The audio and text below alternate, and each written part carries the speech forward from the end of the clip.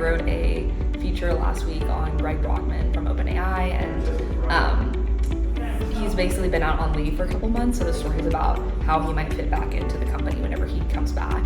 I think for me, obviously we do a ton of OpenAI stories, but for me that was the first time really diving deep on an individual leader at OpenAI. So it was like kind of a new type of reporting that I hadn't done before. So I think our subscription model really helps me do more in-depth reporting, and also I think both writing about scoops and interesting exclusives, but also for the newsletter writing about like research and broader trends that I'm seeing.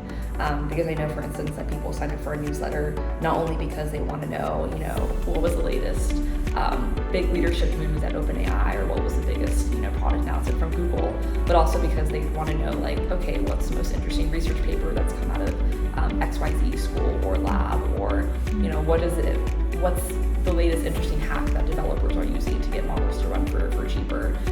So it's like, they're not just signing up for very specific stories, but they're signing up for like this broader array of coverage and to be hopefully knowledgeable and well-informed on the field at large. So I think in the next year, I'll be really interested to basically write about like what are kind of the big AI companies and model developers that maybe are going to get acquired, shut down, like fall behind, which ones are going to end up being kind of the final like maybe 1, 2, 3 players. And how are they going to like fund all this? Because even at this point, they're raising like tens of billions of dollars. So there's a limited amount of kind of big tech companies or investors they can get that from. So I'll be very curious to write about that.